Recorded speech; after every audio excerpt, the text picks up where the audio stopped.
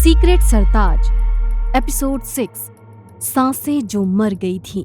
एक पिता अपने बेटे को क्यों मारना चाहता है? कोई भी पिता अपने बेटे को कलंकित कैसे कह सकता है? और आखिर कौन है सरताज का बाप? किसी को भी उसके परिवार के बारे में कुछ क्यों नहीं पता है? इन्हीं सवालों से हमेशा दूर भागता हुआ सरताज आज फिर इन्हीं सवालों के घेरे के बीच खड़ा है।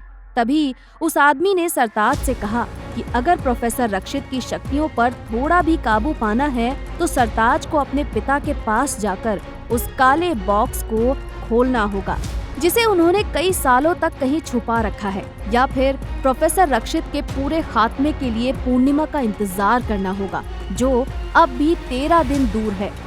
सरताज की आंखों के सामने उसके पिता का अतीत एक एक पल किसी फिल्म की तरह चलने लग गया था और सरताज को याद आया कि उसके अतीत का वो आखिरी दिन जब वो पेड़ से उल्टा लटका हुआ था। उसके आसपास एक गोला बनाया गया था जिस पर आग लगाई गई थी।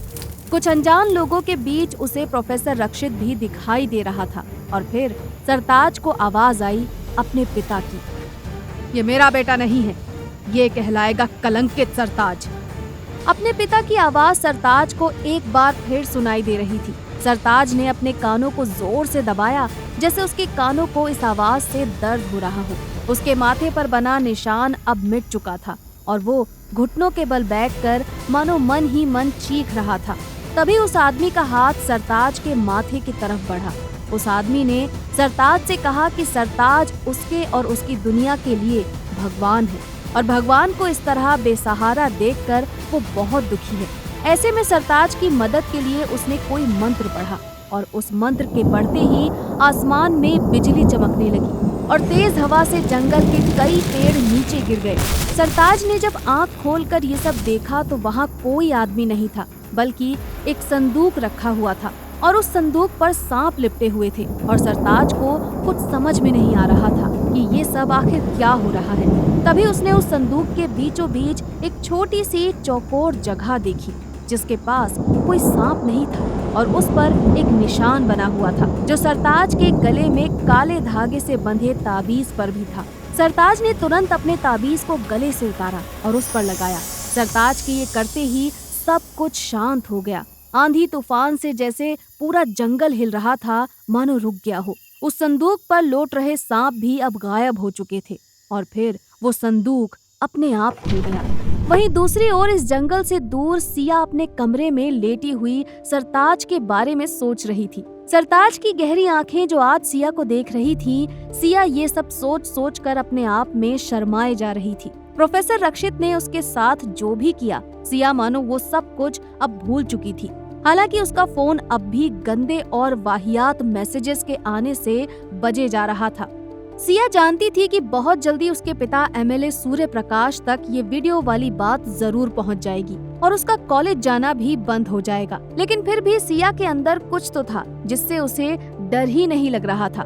वो कई सालों से सरताज को पसंद करती आई है लेकिन वो उसके कभी भी इतना करीब नहीं गई थी जितना कि उसने आज महसूस किया था। न जाने क्यों आज से पहले उसने सरताज के इतना करीब जाने की हिम्मत नहीं की थी। सिया इन्हीं सब सवालों में खोई हुई सो जाती है और जब सुबह उसकी आंख खुलती है तो उसके पिता एमएलए सूर्य प्रकाश उसके पास बैठे हुए थे।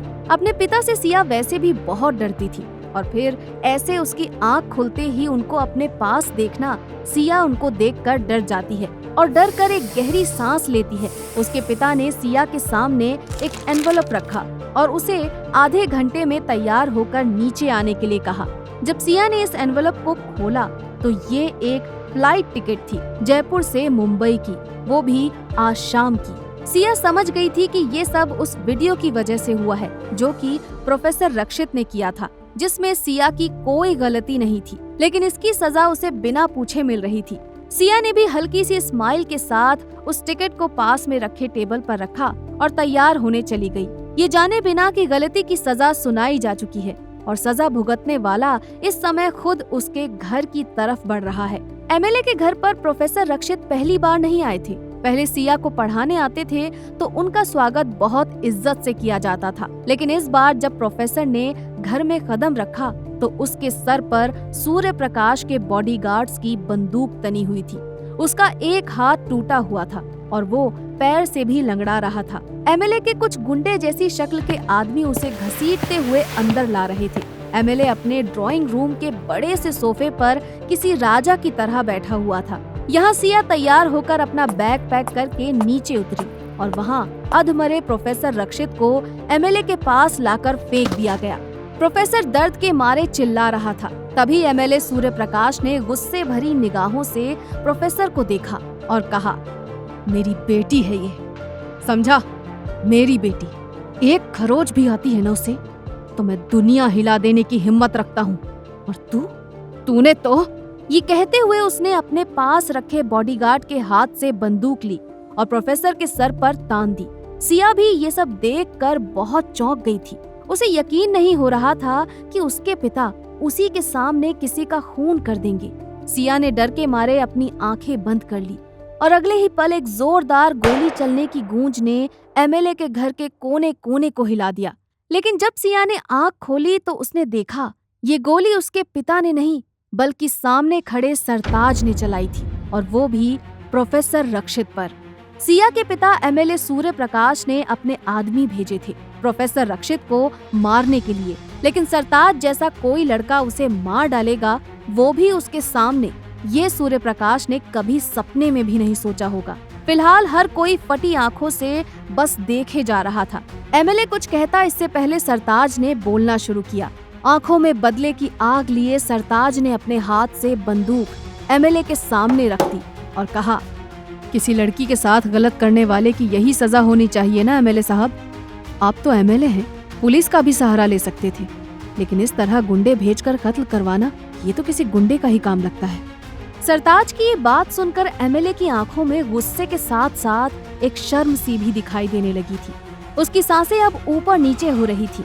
तुरंत उसके आदमियों ने सरताज को पकड़ लिया और सरताज अपने आप को छुड़वाने की कोशिश भी नहीं कर रहा था, बल्कि उसके चेहरे पर एक अजीब सी स्माइल थी जो एमएलए को बहुत घिनौनी लग रही थी। उसके बाद सरताज ने कुछ ऐसा कहा जिसे सुनने के बाद गुस्से की आग सिया की आंखों में दिखाई देने लगी। क्यों एमएलए साहब, अपनी बेटी के साथ हुआ तो बहुत दर्द हो रहा है। घटिया आदमी, खून तो तेरा भी बहना चाहिए। जब दूसरों की बेटी की इज्जत पर हाथ डालता है तब नहीं सोचता है कि तेरी खुद की भी बेटी।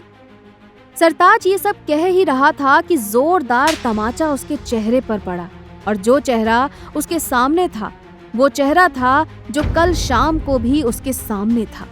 लेकिन कल उसके चेहरे पर प्यार का खुमार था और फिलहाल उसके चेहरे पर नफरत की मशाल जल रही थी।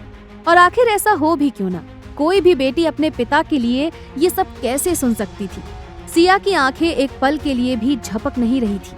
वो एक टक सरताज को देखे जा रही थी। सरताज इस थप्पड़ से हैरान तो था, लेकिन वो जानता था कि सिया का इस तरह रिएक्ट करना बिल्कुल नॉर्मल था। एमएलए ने अपने आदमियों को कुछ इशारा किया और उन लोगों ने सरताज के हाथ पैर बांधकर उसे गाड़ी में बैठाकर और प्रोफेसर रक्षित की बॉडी को उसी गाड़ी की डिग्गी में डाल दिया। तुरंत ये गाड़ी घर से बाहर चली गई।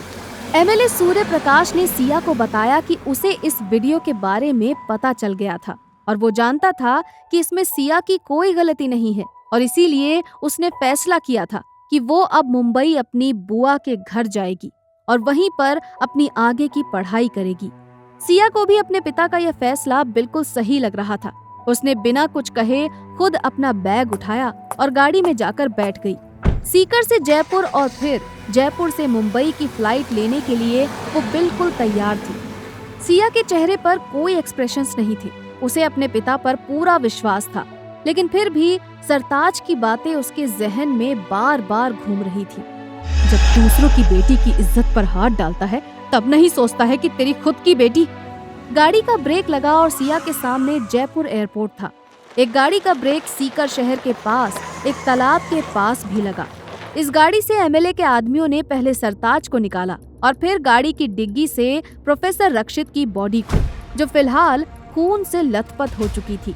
सरताज ने एक नजर भर के प्रोफेसर की आंखों की तरफ देखा और फिर उन आदमियों की तरफ जिन्होंने सरताज की तरफ वो बंदूक फेंकी जिससे उसने प्रोफेसर रक्षित पर गोली चलाई थी। उन आदमियों ने कुछ कहा नहीं, लेकिन इसका मतलब यही था कि प्रोफेसर रक्षित की मौत का कारण सिर्फ और सिर्फ सरताज है और उसकी बॉडी के साथ क्या करना चाहिए इसकी जिम्मेदारी भी सरताज की है।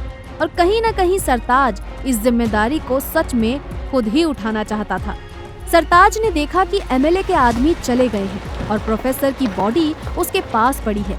सरताज बस इसी समय का इंतजार कर रहा था। उसने प्रोफेसर की बॉडी को देखा और फिर एक कॉल किया, जिसके कुछ ही देर बाद एक गाड़ी वहां आकर रुकी और उसमें से एक आदमी निकला, जिसकी मदद से सरताज ने प्रोफेसर की बॉडी को गाड़ी में डाला और जंगल की तरफ निकल गया। एक बार फिर जंगल के बीचों बीच सरताज प्रोफेसर रक्षित की बॉडी के सामने खड़ा था। उसके साथ जो आदमी था वो था श्याम सुंदर, जिसने प्रोफेसर को लाल किताब दी थी और उसके बदले उसने उससे कुछ मांगा था और प्रोफेसर ने कहा भी था कि वो उस पर काम कर रहा है। सरताज ने श्याम सुंदर की तरफ कदम बढ़ाए और कहा, आपने जो भी किया मुझसे बस एक बार पूछ लिया होता, मैं आपको सब सच बता देता और सब कुछ सालों पहले ही ठीक हो जाता। लेकिन आप पिताजी, आपने कभी किसी की नहीं सुनी, बस सीधे सजा दे दी। सरताज यहाँ अपने पिता से सालों बाद मिल रहा था। वो पिता जो सरताज की मौत का कारण बना था। वो पिता जिसके जहन में आज से पहले तक सरताज गुनहगार था और आज उसकी आंखों में शर्मिंदगी थी। यहाँ एक तरफ सरताज अपने पिता श्याम सुंदर को सब कुछ सच बताने की तैयारी कर रहा था और वहीं दूसरी तरफ प्रोफेसर रक्षित की आंखें खुल जाती हैं और वो एक लंबी गहरी सांस लेता है। अगर सरताज के पिता श्याम सुंदर ने सरताज को मार डाला था तो इस समय उसके सामने कौन खड़ा था, और जिस पर खुद सरताज ने गोली चलाई थी वो फिर से जिंदा हो रहा था? आखिर कैसे? इन सभी सवालों के जवाब जानने के लिए सुनिए इस कहानी का अगला भाग, सीक्रेट सरताज।